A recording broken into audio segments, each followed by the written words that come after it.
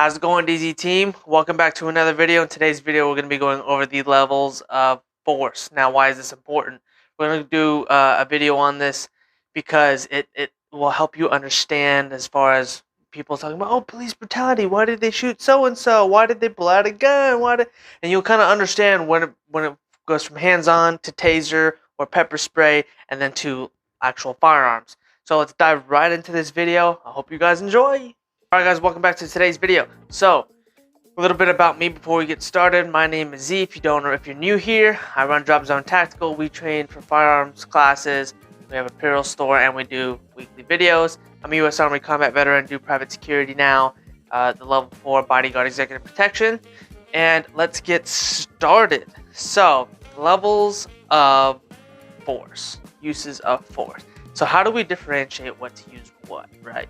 So in the beginning, we have levels of force. And what that means is, depending on what our assailant or the person we're having conflict is doing, their actions will dictate what we can use on our belt, whether it be a baton, pepper spray, taser, hands-on, or a firearm.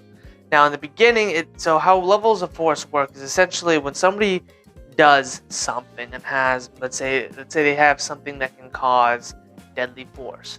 That allows us and or police, law enforcement, whoever, including you guys, to escalate that, right? To make it, as if they're using deadly force, you're for sure going to be able to use deadly force. If somebody's got a knife, a slashing device, or they're trying to hit you with a blunt object in vital areas, such as the head, the back of the head, or whatever the case may be, even the joints can be used as technically deadly force in some states, depending on where you go. But generally speaking, that's what we're talking about.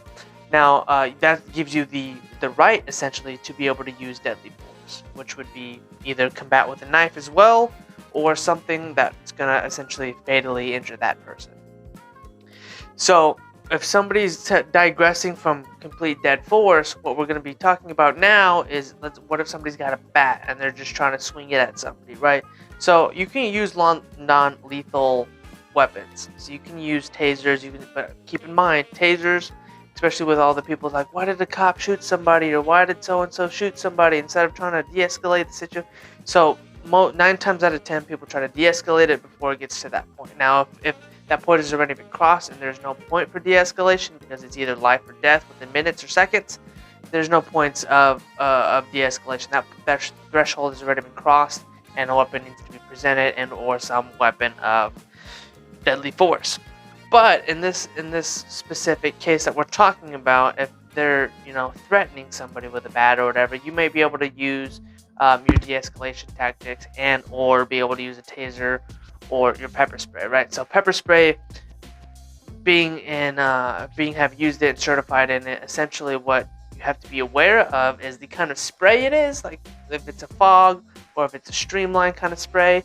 And if you're indoors or outdoors, or if there's other people around, pepper spray can get kind of messy. Even if it's a streamline, it hits and splashes, right? Just like any kind of liquid, it can get in the surrounding areas. And then also you have to worry about if pepper spray, some people have a higher tolerance to it, some it doesn't even really affect as much. So if you go hands-on and after you spray them, then you get pepper spray all over you. So these are things to keep in mind. If you use a fog, that's for more crowd control. As well as using a taser. So a taser is a great other option for de-escalation and for non-lethal force.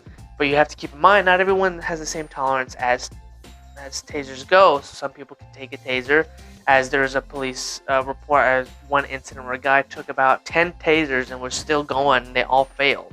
10 tasers, guys, 10 tasers. Most people can't even handle 5 seconds on one taser, right? And so they had no choice, because the guy kept coming, but to use deadly force at that point.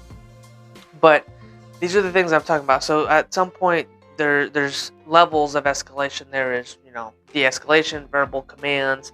There is your non-lethals and hand-to-hand, kind of moving around and not trying to do lethal force, but try to demobilize them and get them to the ground or pin them. So you're not in danger, and they're not in danger of you taking their life. And then it goes up to using weapons, tasers, pepper spray, batons, and depending on where you use a baton, it can be used as deadly force. So where I was trained at and doing private security in Texas is joints. Essentially, at this point in time, joints are deadly force. But if you use them if you hit somebody with a baton in the meaty areas like the thighs, the calf, the forearm, or the the bicep tricep area, that is not deadly force. That is that is less than lethal force. But the joints, the head, eyes, vital areas are no-goes.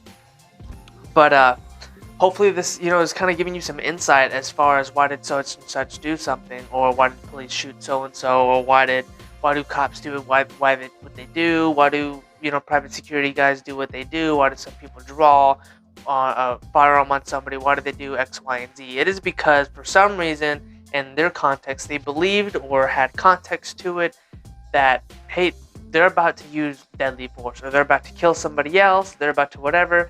So we can't always wait for a deadly action to happen to somebody before a good guy can do something. Sometimes we got to beat them to the chase, right? We got to use the deadly force before they hurt the person that's reacting to the bad guy's action, or them preventing it from happening to somebody else. And they have to go in with the best mentality possible and react fast. You have a split decision to make those choices. If you've never been in that environment before, it's a very scary thing. It's a very quick reactive thing. But I don't want to drag on this video too long, so hopefully this video is informational for you guys. If you want me to elaborate and make a little bit of a longer video on this, I can.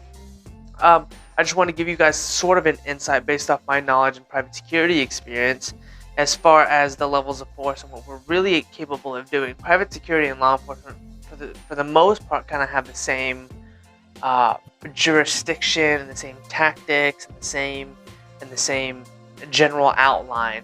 The only difference is private security job, more in a sense, cannot charge people for the most part. So, or cannot charge people in general. We can accuse them of stuff and press charges, but you can't really put the paperwork in, oh, you're charged with this, or do speeding tickets. That's what the police are for. And then we can't take people to jail. We can't do that kind of stuff. But as far as private security goes, we can do pretty much the same thing a police officer do in the general outline, if we have to. So that's a little bit of my background, as well as my context to the levels of force. Again, if you want me to elaborate on anything, let me know down below. If you like this video, leave a like. If you didn't, leave a dislike and let us know why. So we can make our videos better for you guys and make it more informational, better cater to you. But I'll see you guys in the next video. Don't forget to like and share. If you want to be notified of our videos that come up, hit the notification bell as well. I know a lot of YouTubers are saying it now, but with big tech and evolution, it's just how it's going.